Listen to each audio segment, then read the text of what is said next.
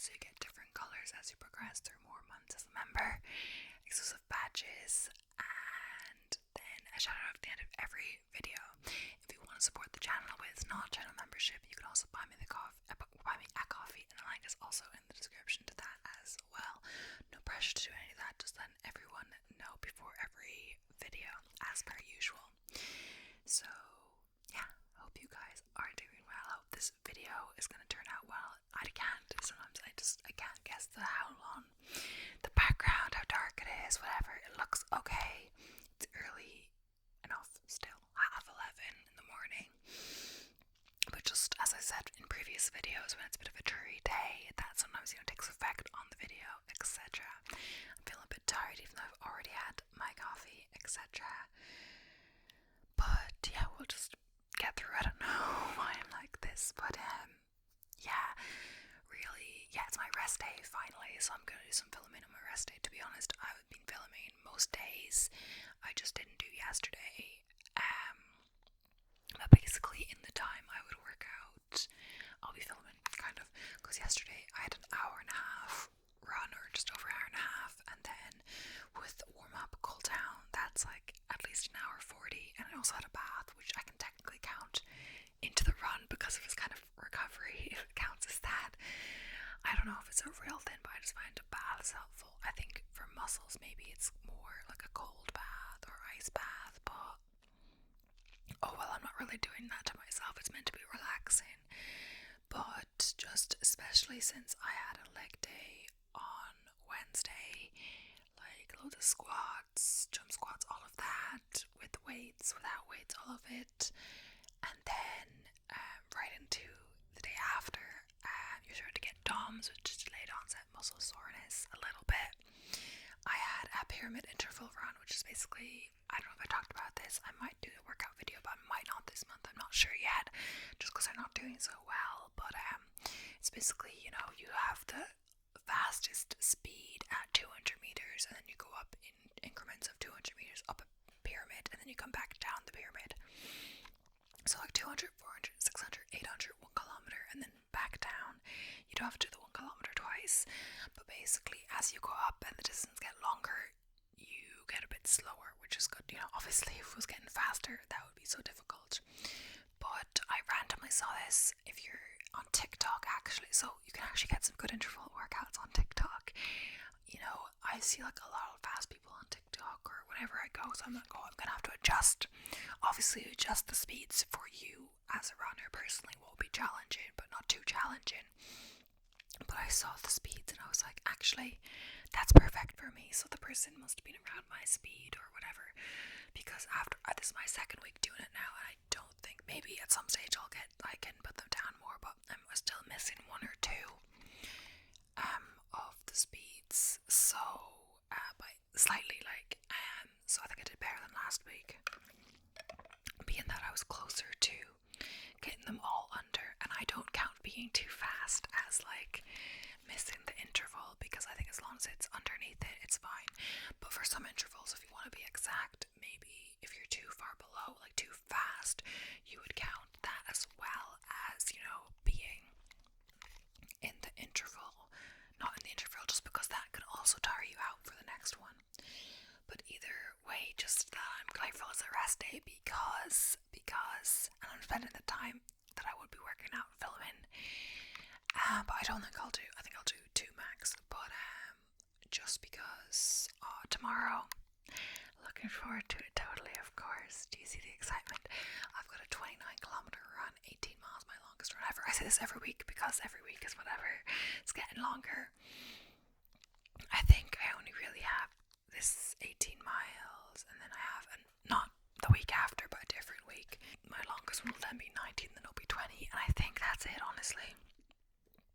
I think they're the longest ones that I have left that are longer than I've done before. You kind of switch it out. It does so last week I had 16, then 18 miles, then I go back to 14 the week after this week, which is good. So yeah. Either way, it's good I have that rest today. What else was I going to say? Yeah, I've cooked dinner yesterday as well. I made kind of a fancy dinner. I made chickpea cutlets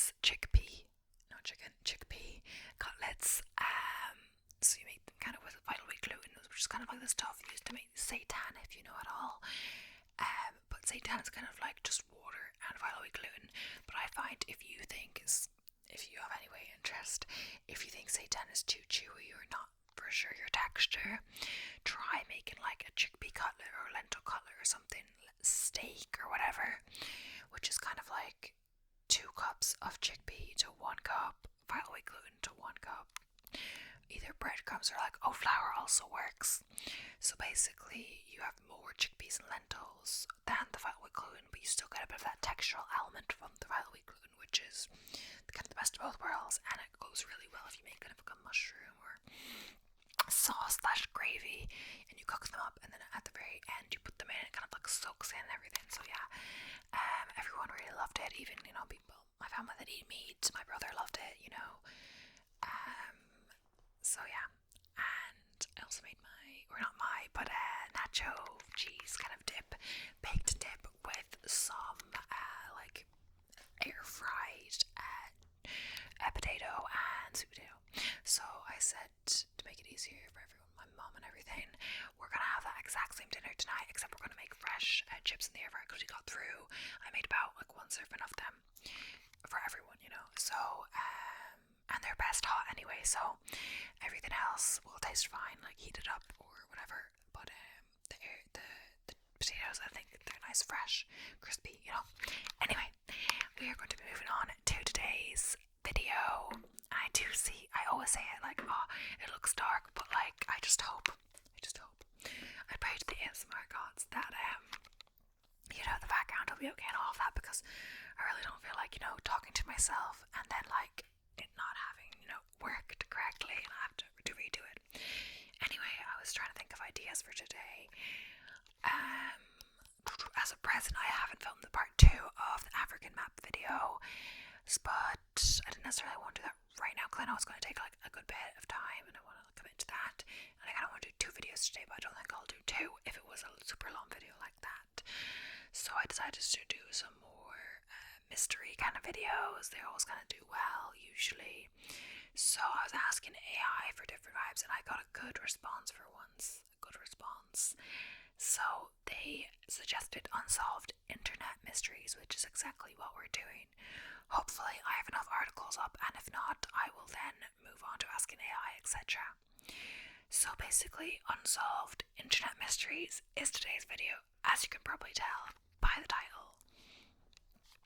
So yeah, I'm going straight into the list and not read the description on these things. Oh yeah, also if you see my hair is a bit different, just because as I was cooking dinner that I was talking about, I just braided my hair since it was wet from the bath. But yeah, I didn't actually wash it yesterday, but whatever. But I just braided it because, just keep it out of the food.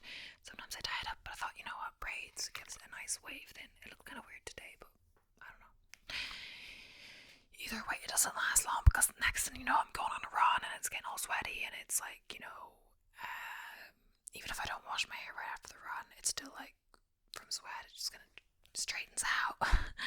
So yeah, but I won't go on a run today, so at least have it for today, but tomorrow I will be for sure on that 29-kilometer run. So yeah, internet mysteries. So the first one, where it goes down from 20 to 1 on this list, and I have not read this at all. This will be for sure interesting. So yeah, Kanye Quest 3030. In 2013, a bizarre game called Kanye Quest 3030 was released for PC. Players controlled Kanye West and fought other rappers like Eminem and LL Cool J in Pokemon-style battles. However, there was merely a front for the so-called real game. If the player typed the word ascend into a dialogue box, they were taken into a freaky secret area. This segment of the game asks players for the personal information and contained a QR code that, if activated, would supposedly pull the user's IP. Some people believe this game was created by a cult known as Ascensionism, and it has served as a recruitment tool. Others think it's a weird alternate reality game. Either way, it's super creepy. Okay, so GhostNet. I wonder if the celebrities have to approve. In that case, they probably wouldn't. So, can the celebrities sue in that case or not? I don't know. GhostNet. There's a reason this then is called GhostNet. Uncovered in 2009, GhostNet refers to a massive cyber spying operation that targeted over 1,000 computers in over 100 countries. Emails bearing sketchy attachments were sent to high-profile targets like foreign embassies and government offices. When opened, it would give the spies control over the computers. The command infrastructure was based in China, but no conclusive link to the Chinese government was made. The country denied any and all involvement in the attacks. To this day, no one knows who exactly was responsible. They're as invisible and intangible as a ghost. Lake City Quiet Pills. This sounds like a killer title for a crime novel, but it's a very real thing that was found on Reddit.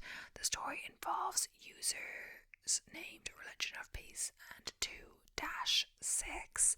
The former posted something in relation to Lake City Quiet Pills, only for the latter to announce the other user's death not a day later. Turns out they both may have been involved with a shady website called Lake City Quiet Pills. Redditors started to believe that Quiet Pills was a euphemism for bullets, and the website was part of an international assassin ring. There was mention of an upcoming event at a hotel, and the specified date couldn't coincide with the assassination of the 2010 Mohammed al-Mabhouh, who was killed inside a Dubai hotel. Did Reddit users stumble upon a secret cabal of hitmen? And sorry for the mispronunciation there, as I always say. So, yeah, unfavorable semicircle. Of course, I have no clue about the validity of any of these statements. Speculation, their mysteries, all of that. Unfavorable semicircle. YouTube can be a weird place. And it's filled with some puzzling videos. Beginning in April of 2015, a user called Unfavorable Semicircle began uploading some very strange videos. These didn't have proper titles or descriptions, and they were very abstract in content. Nothing about them really made sense, and the videos ranged from just a few seconds to 11 hours in length. The channel quickly got the attention of internet sleuths and even the BBC, who reported on it in 2016. In a shocking turn of events, Unfavorable Semicircle was suspended by YouTube shortly after the BBC piece had been published. It has never been heard from again. The most mysterious song on the internet. There are millions of songs out there. Some are bound to get lost. The most mysterious song on the internet refers to a tune that once aired on the German radio station NDR sometime in the early 80s. A man known only as Darius S. recorded the song off the radio alongside other popular singles of the time. Darius digitalized his cassette playlist in 2004, but that song from the 80s was long forgotten. It was Darius' sister Lydia who began using the internet to search for the mysterious ditty, but to no avail. The search has continued since 2007 and is now a bona fide web phenomenon. Fortunately, no one has been able to crack the case of the mystery track. Grave robbing for morons. Could we have a genuine body snatcher on our hands? Some people think so. Grave robbing for morons is a famous VHS tape of unknown songs. It depicts a young man holding a human skull and given detailed instructions for robbing graves. No one knows where the tape came from, who is in it, or even if it's genuine. The man in the video calls himself Anthony, and some people believe it could be Anthony Casamasima, who was arrested for pillaging graves in the late 90s. Others believe it was a hoax made by a bootlegger known as Screws. Real or not, the video is extremely creepy. The Heaven's Gate website. Heaven's Gate was a small American cult that was made famous in March 1997 after 39 members of the cult took their own lives in order to ascend to a new place of existence. A few of the members who survived have since been given the task to preserve their group's legacy digitally. Heaven's Gate website remains in operation, and as much as it is a glorious time capsule back to 90s web design, it also proclaims messages about leaving this world. No one really knows who runs the website, but all signs point to a couple named Mark and Sarah King. 2 months on 4chan, you're bound to come across something disturbing, but this probably takes the cake. In April of 2013, a post was made providing coordinates to an industrial area of Tennessee. Accompanying the coordinates was a piece of text claiming that a prize was awaiting those who visited. After users joked about going, the OP provided unsettling pictures of what looked like human remains in a body bag. A user calling himself Alex then visited the location and documented the frightening experience, but he probably stopped posting after hearing someone approaching. Maybe Alex was real and met a tragic fate, or maybe it was all just a elaborate hoax concocted by the original poster. Who knows? John Titor. We all want to believe in time travel, and John Titor may be proof of its existence. A user named Time Travel, I don't know what the dash underneath and then 0, posted on the Time Travel Institute and Art Bell BBS forums in the early 2000s. They claimed to be a time traveler from the year 2036, describing the workings of a time machine in detail and even making various predictions about the future. The most elaborate was an American Civil War that would break out in 2005 and lead to World War III. The posts were eventually traced to a Florida lawyer named Larry Haber, and it's now believed that both Larry and his brother Richard were the men behind John Titor. Still, even a likely conclusion is not certifiable proof, and the enticing posts remain a mystery. The elevator game. It seems like every other month the kids are participating in a new trend. One dating a while back was called the elevator game. This trend originated in Korea and was said to bring its players into another dimension. The ritual game comes with a specific set of rules and instructions, like going to specific floors in a building or refusing to speak to the mysterious woman who supposedly eventually enters the elevator. The game gained popularity after the death of Elisa Lam, as some people theorized that she was participating in the game. And I think that's something to do with the Cecil Hotel. That this might just be some glorified creepypasta. One thing is for sure, it was popular enough to get a movie adaptation.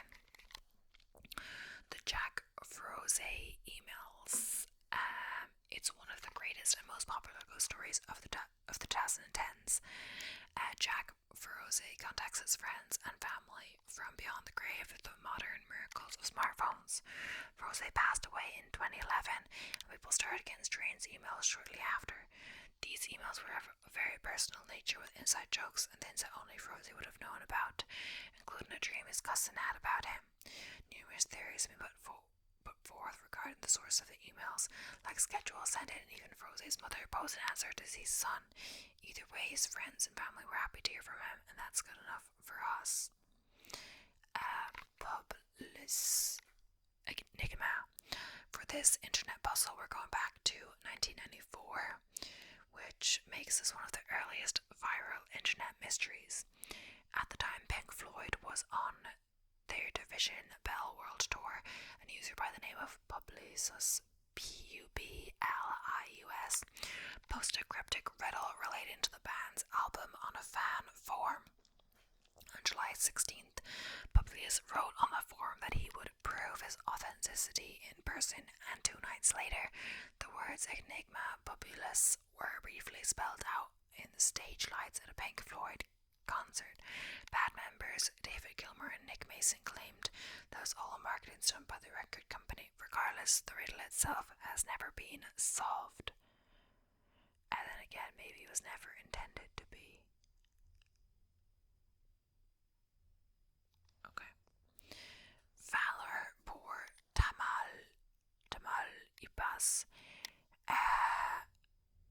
Given its high level of journalist assassinations, the country is among one of the most dangerous for those in the press. This makes the work of Valor por Tamaulipas so much more honorable. This was a Facebook page run by, well, no one knows, that they would report on violence in the state of Tamaulipas, with most instances linking back to organized crime. By exposing such people, the administrator or administrators were putting themselves at great risk. Indeed, one criminal organization offered around $50,000 for information about them and their family. thankfully none of their identities were ever revealed. So, Oct282011.com, the internet is filled with many haunting and enigmatic websites, and Oct282011.com was one of them. The page consisted of little more than a dark screen, some cryptic text that no one understood, plus a phone number. This is where things get really creepy. Those who actually called the number reported a series of unsettling noises such as strange voices, heavy breathing, loud beeps, and one person even claimed to hear something being dragged across the floor. No one knew what the heck was going on, and October 28th, 2011 didn't amount to much. That is, unless you count the release of DreamWorks' Puss in Boots. The site was taken down 2015, leaving behind a ton of questions that are still unanswered. So, 973-EHT-NAMA-973.com. Unlike October282011.com, this website is still up and running, so you can explore it to your heart's content. Fair warning, you might be there while trying to figure it all out. It's more like a Russian doll on a website with links opening more links than that open, the links that open. Well, you get the idea. The whole thing is super weird, with pages featuring distressing pictures, numerology, and Bible passages. Someone get Robert Landon on the phone. Stat. To this day, both the administrator and the nature of the website are unknown. Some of the internet's finest and most tantalizing mysteries. Oh, it is there. I just looked it up. Oh, it's so weird. It starts off, it's like a upside down pyramid. It's amazing. It has all these things. And you can click on some of the letters. Well, I could click on the first one, MAs. You can click on A, maze, and then in. And then you can click on different things. And it brings you. It's a bit weird. I don't know what is going on here at all. Yeah, so hopefully, yeah. It looks a bit lighter in my screen in the background now. I'm like, oh my god. I don't know what's going on. The weather. Okay, Mark Ovian Parallax Denigrate. This is an all-time classic internet puzzle and also one of the first. It dates back to 1996 when nonsensical texts were posted to the discussion system Usenet. Every single post had the subject line Markovian Parallax Denigrate, and the messages themselves are filled with even more unintelligible nonsense. It's not necessarily creepy or troublesome, just weird. Many people believe the messages are spam or some kind of primitive text generator, while others think it was the ramblings of a single troll. Whatever they are, the posts are no clearer to date than they were in the 90s, and no one has any idea what they are supposed to mean. Internet black holes. Inspiring many epic works of fiction, black holes, as defined by NASA, are regions in space where the pulling force of gravity is so strong that light is not able to escape. The name was lent to this strange phenomena in which web traffic simply disappears, working much like a black hole in space. An internet black hole sucks in discarded data packets when they can't reach a router that's either offline or disconnected. Neither the sender nor the recipient are informed of the delivery's failure, and the packet of info just up and vanishes from the digital sphere. Bitcoin's founder. Bitcoin, many have heard of it, a few understand it, but that's not the mystery. The mystery lies in the currency's founder, or maybe founders. Absolutely nothing is known about the person or people responsible for Bitcoin. All we have is a pseudo name, Satoshi Nakamoto, and a few alleged bits of personal information, like a Japanese heritage and the alma mater, California State Polytechnic University, Pomona. A few people have been put forth as potential suspects, and an Australian computer scientist named Greg Stephen Wright is claimed to be Nakamoto. However, many experts doubt this claim. Unfortunately, it's the best we have at the moment in deducing Nakamoto's identity. So, or /A858. No other mystery has captivated Reddit quite like A858. In the early 2010s, a misdefined subreddit was created that contained nothing but strings of letters and numbers. It soon gained popularity, and many Redditors devoted many hours to cracking the code. Some messages were successfully decoded, but not many, and unfortunately for the internet sleuths who dedicated countless hours to solving the case, it led nowhere. The subreddit went private in 2016, leaving Redditors tumbling in the dark without answers. No one even knows why A858 was created in the first place, but hey, at least a valiant effort was made. And the last one in this article is C. Sada 3301. Perhaps the greatest internet mystery of all was derived from where else but 4chan on January 4th, 2012. The post consisted of elaborate puzzles centered around data security and cryptography. Two more puzzles followed in 2013 and 2014, both of which were again posted on January 4th. While the first two were eventually cracked, the third remains frustratingly unsolved. The puzzles were apparently made to recruit highly intelligent individuals for some cryptography-based mission or job. Many people believe it has something to do with government agencies like the NSA or CIA.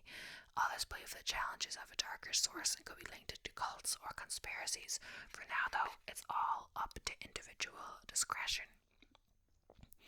So now we are going to move on to some other articles I have found, though some of them could be repeats, so we'll have to see. Probably though, yeah, that one is a repeat, that one is a repeat, that one's a repeat, that one's a repeat, that one's a repeat.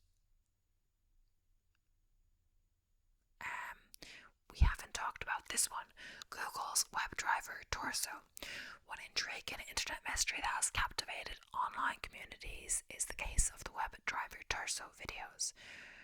Originating in 2013, these videos consist of short, seemingly random sequences of blue and red rectangles accompanied by odd electronic tones.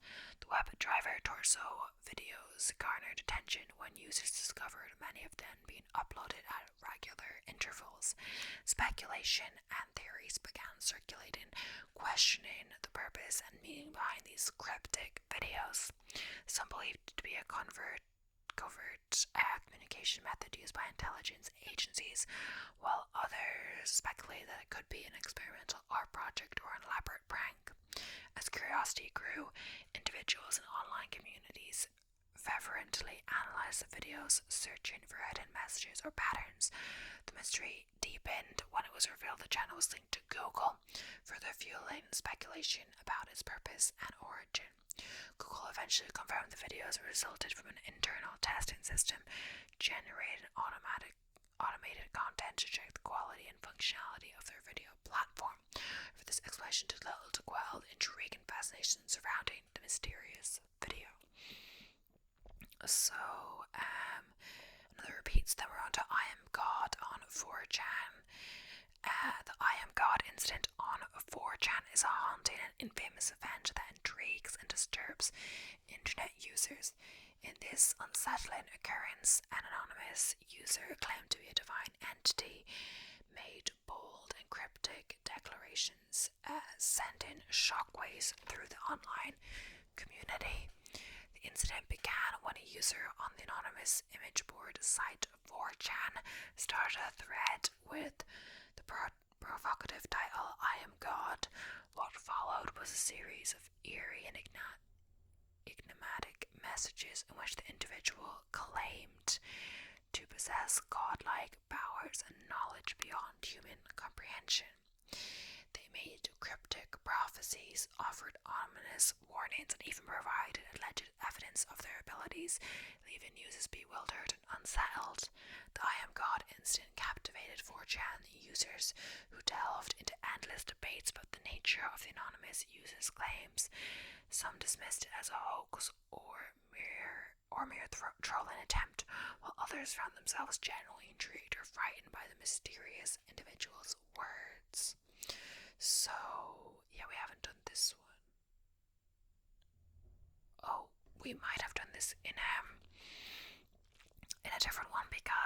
relates to one of my true crime videos, so let's do this one as well now.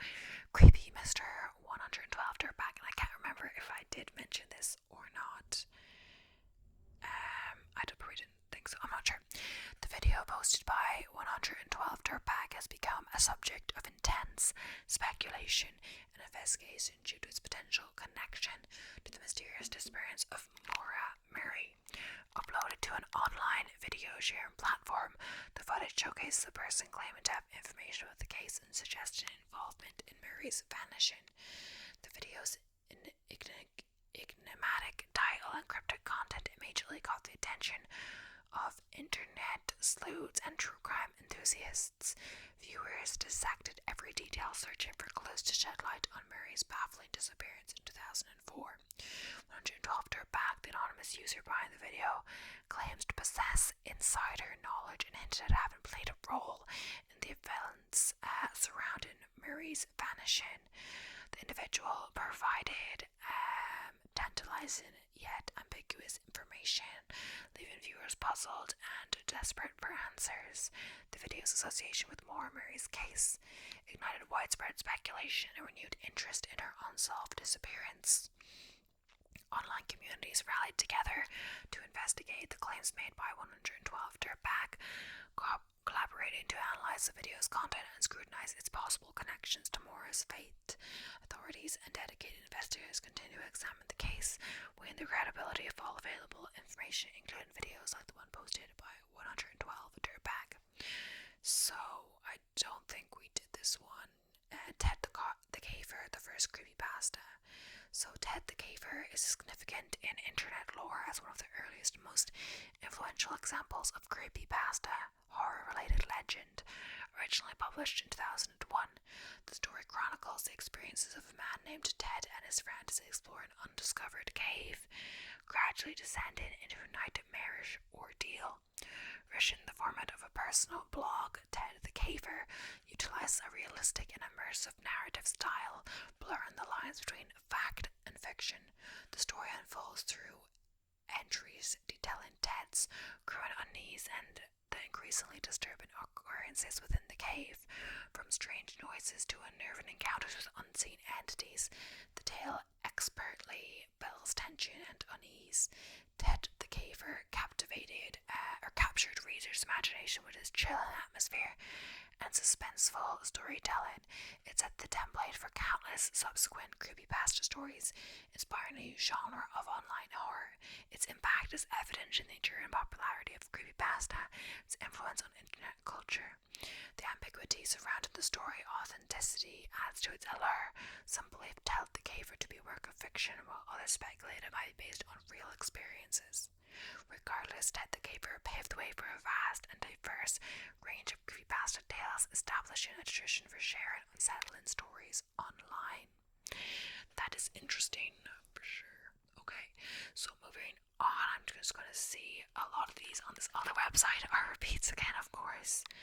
So repeat. I think this whole article is a repeat.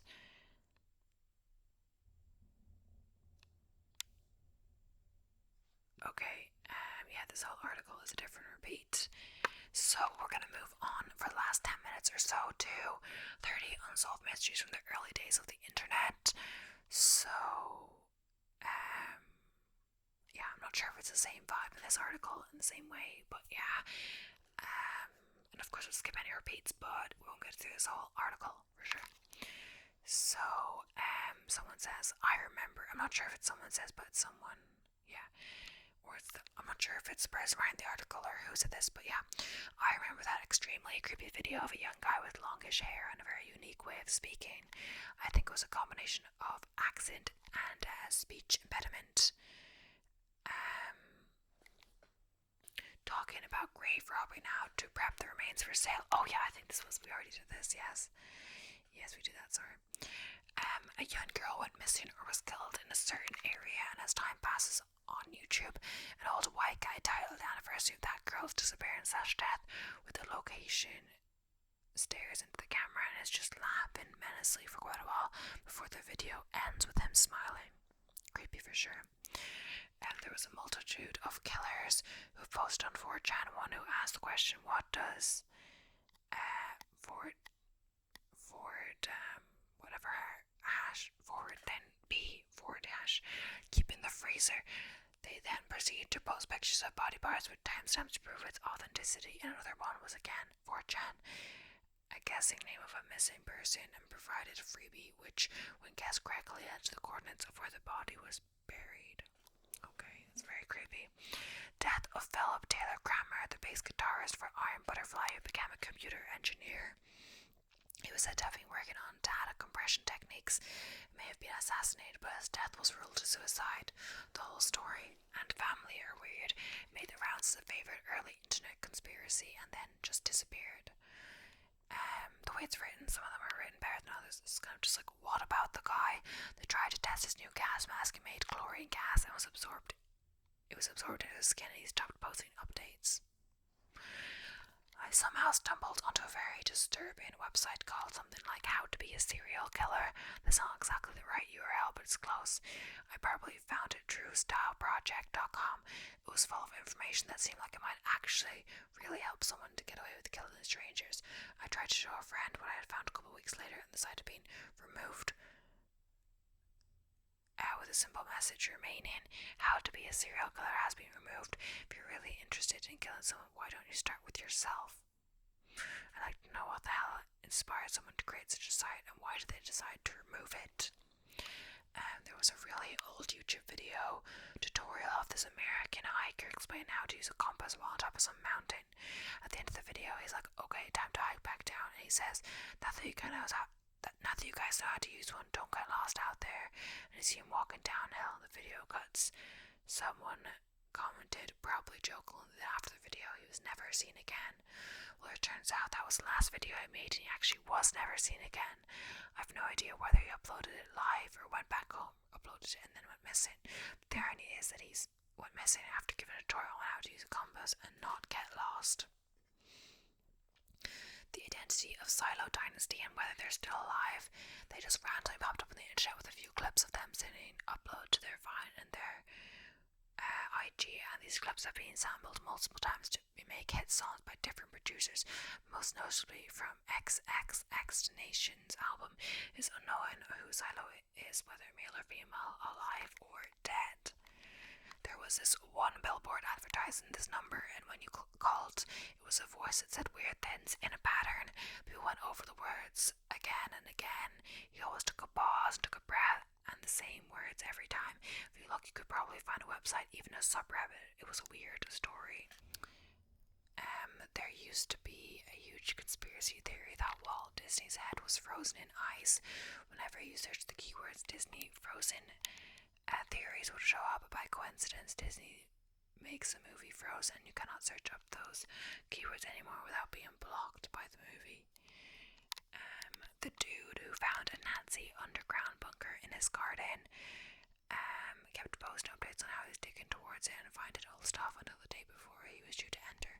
Nothing after that, if I remember correctly. I remember watching a video of a man exploring the catacombs. Out of nowhere, he just drops the camera and begins to run. That's what we've done before. And Smurf in hand. This guy was a Smurfs fan with sadistic and pedophilic inclinations. He went to a forum for the fan of the cartoon and made a long story that's pretty much graphic torture porn, featuring Smurf babies. The pictures he drew had his own hands, poorly photoshopped in, often scarring or harming the Smurfs. It's so horrific and still up on the forum, and most people reading it wonder what the hell this guy has done since. Smurf and Anne has never been found. No one knows where he or what he does for a living. Given that Clay wants to hurt babies, it's quite possible he got a job caring for them. That's like ... The most mysterious, yeah, we've talked about that. Back in 1993, there was a page that had the full process of creating ecstasy. Must have been written by a scientist because it was highly detailed. In the early days of the internet, there was a site which purported to show a massive submarine base being built in the middle of the Amazon. It was documented through a series of photos developed from a camera that had been found in the jungle. The theory that was that the camera had been thrown from an airplane that had flown over the base just prior to being shot down. This is not a drug-based a drug submarine base, but rather something else entirely. It was in the middle of the Brazilian Amazon, far from any body of water, and the submarine itself was giant. The conjecture was that the elite of the world knew something about common cataclysmic floods that would envelop the planet, and so had built themselves an escape submarine, an ark out there in the sticks. I saw this site in the very, very early days of the web. It was one of the sites to visit with the new web browsers of the time. But try as I might, I simply cannot find any trace of the site anymore. It has vanished. Even the Internet Archive has no reference of it. It was pretty interesting, that's for sure. The sub looked huge and the pictures are quite legitimate. Honestly, I think these are like by different people, so every little one is a different entry, and these are like, it's a compilation of everything. So I think this article is the woman who thought the government or someone was listening to her and spying on her in South Korea. I think that they were trying to control her, I think too. Webcams were installed and you could watch her sleeping or on a computer, and her door would be barricaded most of the time, and there was handwritten signs all over the place. I lost the bookmark link for the webcams years ago, but I still think and wonder if she's okay and if the cams are still running. There was a story of someone on Reddit who accidentally killed a special needs kid when he said she was a child. They were with some friend's bike riding, I think, and they accidentally watched this kid fell off the mountain and died. They told nobody, but the post did about it on Reddit somewhere. Then someone replied to a question asked whether they knew of the kid who dies. It seemed really similar to another story. Then out of nowhere, OP deletes his whole last account, everything with it after the reply. Okay. Did Hugh Hefner really have a secret collection of sex videos of celebrities from his parties, which his sons and lawyers give back to them after Hugh died? And did they really find blueprints for tunnels to be built to James Caan, Beatty's and Nicholson's house? Because that is some crazy sex addiction stuff, and you're thinking of building tunnels. Who is Satoshi? Yeah, we talked about that. Bitcoin. What about that guy that's seen sprinting out of an airport with none of his luggage that is never seen again? During the golden age of the internet, I was in my early teens. I would type random URL addresses to see where it took me. One time I typed www.hell.com. It was an extremely weird website that eventually fucked up my shitty Packard Bell computer so badly that it was useless. I wonder who made that website. I miss the old school internet. It was very much like the dark web, but not as difficult to explore back then. There was a simple GeoCities type page to the blog about a guy who'd found a cave beneath his house and exploring it. It was the earliest type of creepypasta I'd encountered, probably 2002 to 2003. Remember, really fascinated by it and wonder if it was real. There was a blogger named Rance in the early 2000s who was rumored to be a celebrity. His post contained a lot of detail about other celebs. At the time, I think some people thought it was George Clooney, but whoever it was abruptly stopped posting. When I remember something along the lines of cutoffmyfeet.com. I don't think it's still up, but the gist of it was that a dude's feet were paralyzed and he wanted to cut them off so he could get prosthetics. I don't remember much. There are probably better explanations out there. There's that evil farming game. Essentially, a user on Reddit posted about a farming simulation game. There's a twist where you kill your wife and have to cover it up. No one is able to find it, and some say that OP is misremembering the details of the game. Lake City Quiet Bills, we've already done that one. The Mystery of Bruno Pozrosnik. This guy was really weird, and he had a YouTube channel. He made videos like objects that I shoved up my ass and Mark Thatcher is dead. One day all of a sudden his channel all his content disappeared. No one knows what really happened to this day. And the guy who went cave-in, he ends his vlog with, "I'll let you know what I find," and then it just ends. Google Dead's cave-in as the first result. Oh yeah, we've already been over that one. So if you're a bit there for sure, I might cut some of these out because they're a bit, we'll see when I'm editing. But yeah, thank you so much for watching. I hope you enjoyed. Let me know if you have any ideas. Some I'll get to, some not so much. As I mentioned about the visual triggers, not sure when I'll get to that, but I have one that I want to plan a bit more. Maybe that I think will be good, but we'll see. But yeah, thank you so much for